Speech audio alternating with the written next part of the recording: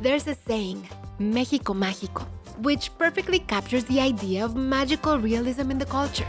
It is in the colors, in the stories, and in the quiet rituals of daily life that we find the soul of Mexico City. Nestled among the flower-filled stalls at Mexico City's Mercado de Jamaica, photographer Nuria Lagarde shares how the everyday can become a kind of poetry as she gives me a glimpse behind her lens. Nearby in Coyoacán, author Laura Esquivel, whose words define a generation, peels back the curtain to creativity over pan dulce and a rich chocolate drink inspired by her stories. I'm moving in here. Back home in my kitchen, I'll make a spicy and naughty take on esquites or crazy corn. I love these chiles so much. A beloved Mexican antojo. And for something sweet, Bunuelo. Yes! bunuelos de viento, airy and golden. A dessert that floats between memory and imagination. It's ridiculous.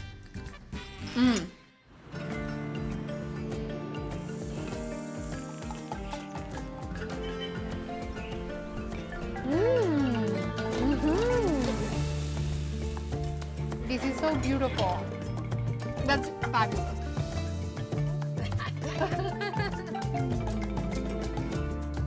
Está delicioso.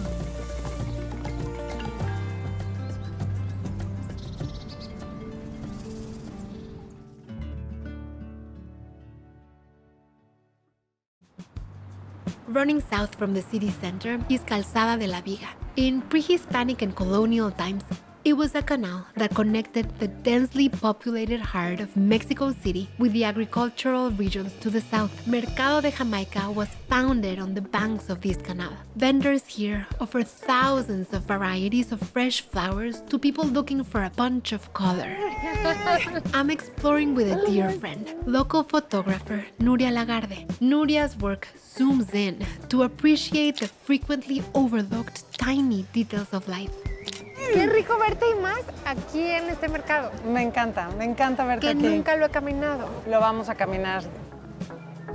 ¿La cámara te sirve a ti para moverte en el mundo? O sea, porque yo te he visto tomar fotos y siento que la cámara es como una extensión de ti un poquito. La cámara definitivamente a mí me ha dado la manera de relacionarme. Soy muy tímida. Ajá. De hecho, las cámaras me dan pavor. Prefiero siempre estar atrás de cámara. Nuria gravitated to photography growing up in her small town in Baja California Sur before moving on to study in Paris and back in Mexico City. She's photographed food and lifestyle concepts for nationally renowned chefs, and her work has been featured in magazines and galleries across Mexico. ¿Puedo? Claro, Muy bonita con sus flores. ahí están las flores. ¿Cuáles son las que venden más, señor? De todo. De todo. De todo un poco. Estas están muy especiales de dos colores. Sí, ¿De dónde vienen sus flores? vienen de Tenancingo. Fíjate. O sea, toda la gente aquí trae flores de diferentes lugares. Todo vienen de ¡Wow! las O flores. sea, es muy impresionante. Es Sí. una central de veras de Sí, muchas muchos regiones colores. de México. Gracias, doña Maura. Sí, para servirles. ¿Cómo ha sido ser mujer en el mundo de la fotografía? Para mí ha sido mucho más fácil porque empecé haciendo fotografía de bodas. Era un amigo mío que hacía las fotografías de bodas. Me dijo un día, ¿por qué no me acompañas? Y vas de segunda cámara y mis fotos le gustaron más y hay más intimidad. Y a mí me abrió las puertas. Y en este momento, sobre todo, es producciones de mujeres. Here, it's easy to feel like the volume on everything is turned all the way up. Nuria's work savors the intensity of this city, and in her creativity, I feel a kindred spirit to my unbridled personality. Veo el cielo azul cada vez que vengo a México y lo veo más azul. Veo las flores y las vuelo más fuertes, como que somos emociones intensas. Hay intensidad, yo también Sí. siento. En México hay intensidad.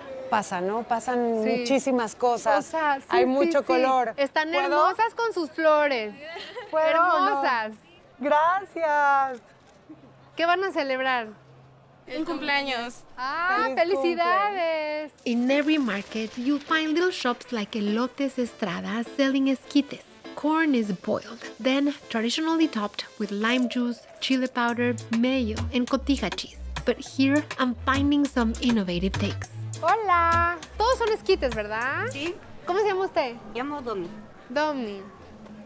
Nuria, Pati. Hola, muchas gracias. Domi, ¿este qué trae? Cuéntanos. Esa lleva el esquite, lleva el epazote. Epazote. Esa es la normal. Lleva suadero, Ajá. hay de tuétano, y chile atole. Esa lleva masa, poblano y epazote, linda. ¡Wow! ¿Cómo le hacemos para probarlos todos? Me di una hojita de la prueba Sí. de cada uno para que lo prueben. Ah, sí.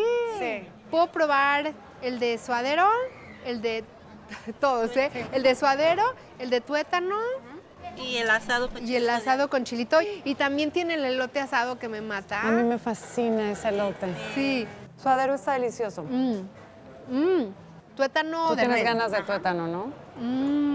Yo te pido uno de asado, preparado con mayonesa, queso y limón y sal y chilito. Gracias. ¿Y tú? Yo voy a querer un tradicional. Con todo igual. Sí.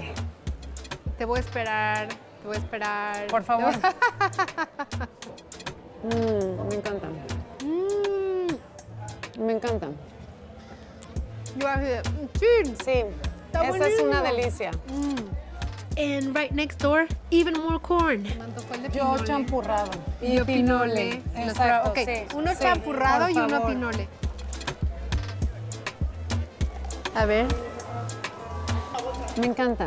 No, está... Todo lo que tenga maíz me fascina. Me encanta a mí también, qué delicia. These hot masa-based drinks are so comforting and pair so well with cornbread and tamales.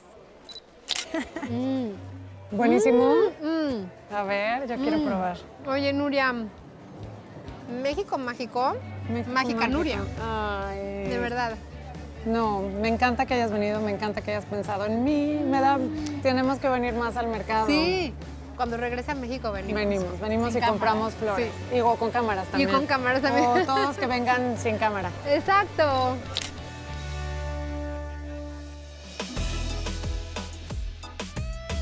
We're gonna make esquites, but I'm gonna make them differently. Instead of using fresh chiles to cook my corn, I'm gonna use dry chiles. Because when I was with Nuria in Mercado Jamaica, I tried so many new to me versions of making esquites that I wanna play. So I have my pan or casserole over medium to medium high heat. And I'm gonna add 2 tablespoons of unsalted butter. And I'm gonna add 1 tablespoon of vegetable oil. Instead of using a fresh jalapeno or serrano, I'm gonna use a chile de árbol. Not 1 or 2, but maybe 4 or 5. If they come with a stem, remove the stem and then keep the seeds in. And we're gonna just add it in here. So I added the chile de árbol, and then I'm gonna let these cook just for a minute or a little bit less. So you can see how the color is changing. This looks so beautiful. It's like your first layer of flavor. Adding all the corn. I have about 8 cups of corn. Mixing the corn. I'm gonna add a teaspoon of salt. Let it toast a little. Now I'm gonna add water. I'm gonna reduce the heat to medium. And I'm gonna add some epazote. Now, you know epazote. Talking about ingredients that are now available, I love epazote so much. You wanna smell? Tell me if it smells like petroleum. Like a cleaning liquid, Almost like rubbery. a little rubbery. It tastes like clean, like it cuts through any ingredient that you may be using. Yemati's like, I'm an expert in sounds. Why are you asking me smells? And add a little more, because I love the taste. Add it in here. I'm gonna give it a stir, and I'm gonna let it cook for like 5 minutes. Then, we're gonna garnish with chiltepín or piquín, which is adorable. It's like an elongated, this chiltepín is more round, and this is feisty. Now I need to toast my pumpkin seeds. So I'm gonna have griddle. It smells so good right now. I have these over medium heat. These are raw pepitas, and they're the seeds of different kinds of pumpkins. And they're so nutritious. And we just want the color to change, but we don't want them to brown. These also get jumpy when you chop, but you can see I left some whole. Let's open the corn because it smells like it's ready. Oh, this is perfect. Ay, Milita, aquí está. This looks gorgeous. We're gonna add the toasted pepitas. Okay, this is ready. This is how fast this recipe goes. We're gonna prep for the garnishes. Just going wild with the basil here. Smells so good. Gonna chop the basil. And now they're gonna get a splash of fresh herbs. Now Mila is snoring. Cilantro. And we're gonna put a little bit more fresh epazote. Because we have the cooked epazote, now we want the fresh.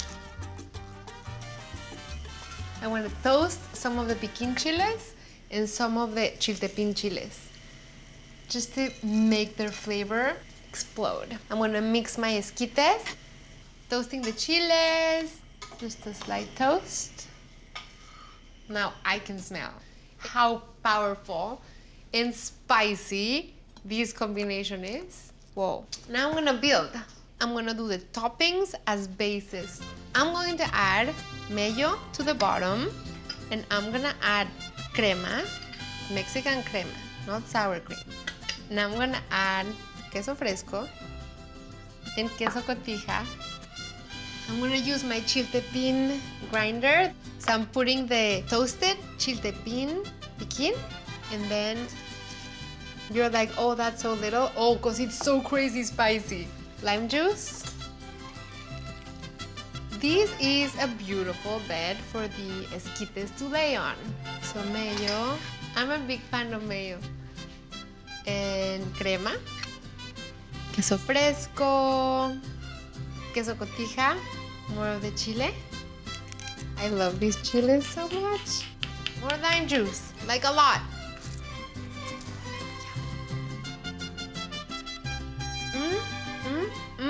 Whoa, you guys have to make these. You get the crunch of the sweet corn, the dried chiles, the cooked chile de árbol in the esquite. They're still doing their thing, and I'm just like, whoa. So smart, Pati. Thank you, Pati, for me. Just telling you. So good.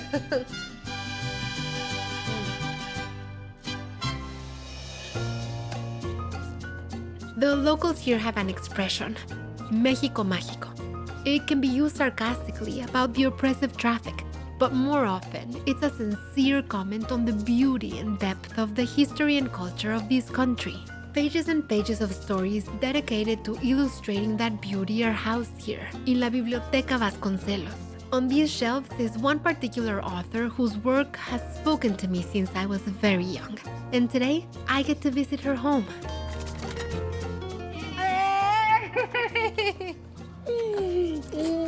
¡Hola! ¡Qué delicia, qué delicia! Quiero que me lo cuentes todo, todo, todo. ¿Cuántas historias hay en esta casa? Muchas, muchas. In the colonial and bohemian neighborhood of Coyoacán is Laura Esquivel's hideaway. Laura is a novelist, screenwriter, and recently politician. Her best-selling novel, Like Water for Chocolate, has been translated into 30 languages, adapted into an award-winning film, a ballet, and a TV series, and is considered one of the best Spanish-language novels of the 20th century. Her stories center on the importance of food in the kitchen, in the lives of her characters, and the wider culture of Mexico. Oye, y además, si aquí escribes, Sí. ahí está la cocina, Sí. y puedo oler toda la Todo. comida así impresionante, tan intenso, te inspira. Me encanta y hay veces que detengo, bajo, cocino, me regreso, así. Para mí sí es muy importante estar. Es que el contrapunto a mi escritura siempre será la cocina. It's easy to see why Laura finds inspiration in the kitchen. Hola, Julia, la reina de aquí. Hola, Julia. ¡Qué rico huele! Inside, a beautiful collection from a lifetime of travel is on display. Voy a llorar de la belleza. I think I want to move into the upstairs studio, nicknamed the convent, after the actual convent it overlooks across the street.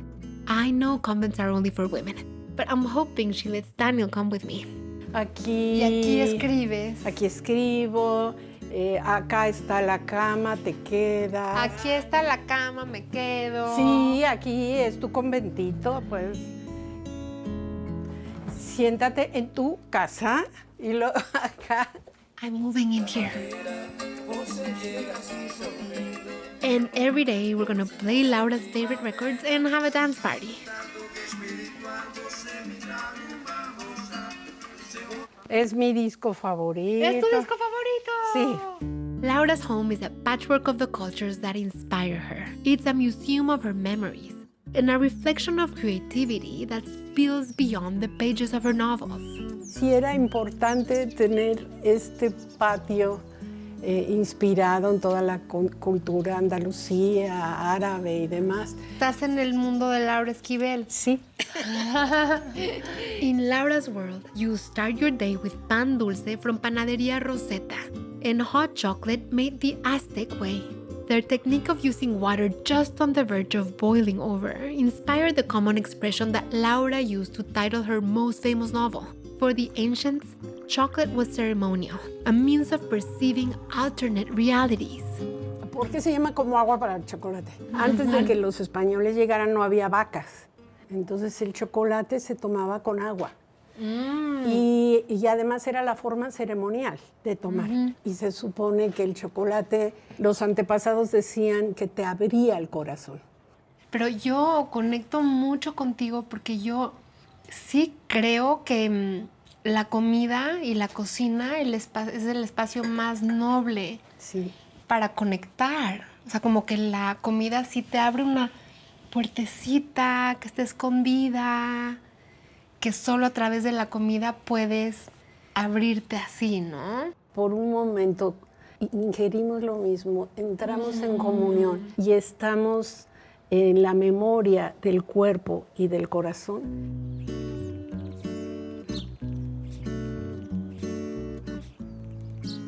Creo que lo que verdaderamente cambia nuestras vidas y nos enriquece a las naciones es este intercambio gastronómico.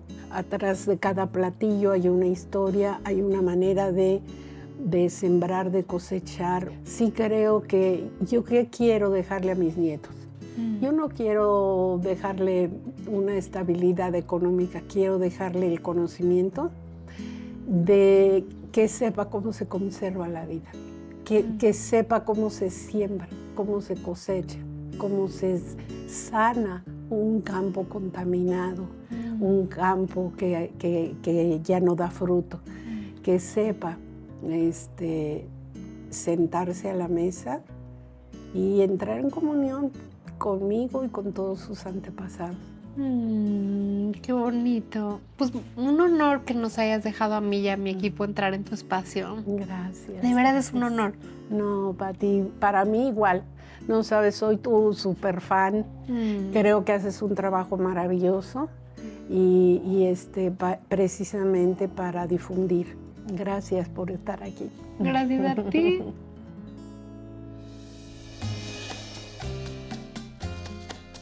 Thinking about pan dulce or Mexican sweets that I adore and have never made here in my kitchen with you, and I'm so excited that we're making, is buñuelos de viento.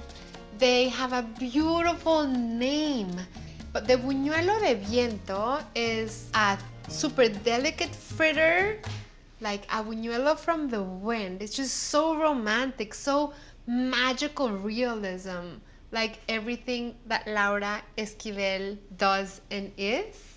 To make buñuelos, you need to have a buñuelo mold. So let's get started because the batter has to sit and chill. To make the batter, I'm gonna crack 4 eggs in the bowl.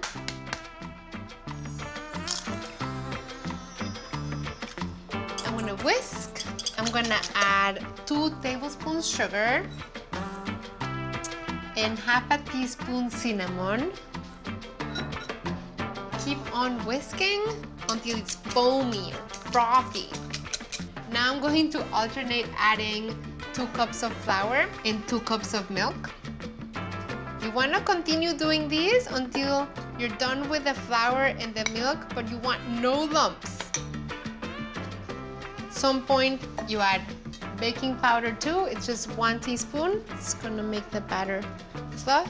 And also 2 teaspoons of vanilla. Just gonna add what remains. The word buñuelo having the ñ in it, it just shows what a unique and incredible food it is. And I'd love to hear my team say buñuelo. Buñuelo. That was really good. John, you? No. Bunuelo. Yes! Buñuelo. Buñuelo. To make the batter work as best as it can, it has to chill in the refrigerator anywhere from 1 hour to 24 hours. I have a batter that's been chilling, so I'm gonna swap. You have to heat your molds before you use them until they're thoroughly hot. So at least a couple of minutes. And then I'm gonna whisk my batter because it has been sitting in the refrigerator. You can see how it thickened even a little bit more. We're going to coat them in cinnamon sugar. I have a cup of sugar, cinnamon. I'm gonna mix the cinnamon with the sugar. It's very important to put the mold into the batter before the batter goes over the mold, because if not, it just wouldn't release. Now these should be really, really hot. Now buñuelo is not supposed to be a churro. It's supposed to be crazy, crunchy all over. Come out of the oil, drain the oil into the batter. We're gonna hear a little sizzle. Swiftly back in the oil. Oh, this is so beautiful. The buñuelo needs to brown and crisp. Okay, I'm letting these brown. Oh, and then comes out, drains. Oh, beautiful. And then the moment it drains, we put it on the cinnamon sugar. I mean, you coat like there's no tomorrow. You want the cinnamon sugar in the front, in the back, in between. Doesn't this look like a celebration, like a gorgeous thing to bring to your family, to your friends? But I want to add some berries and some whipped cream to make it a more elaborate dessert. I'm going to dress the berries slightly. I have a tablespoon of sugar. I'm going to add about a tablespoon of lime juice, half a teaspoon of vanilla. And these little like lime sugar vanilla syrupy is just to bring out the beauty of the strawberries and make them even more juicy.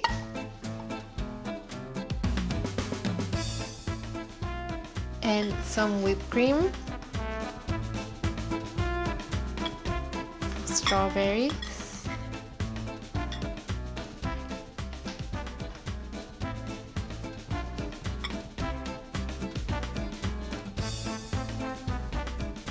Some confectioner sugar.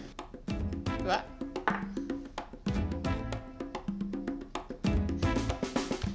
How do we eat these? With a spoon, with a fork, with both? I'm so excited. I don't know how to go about it. Ready?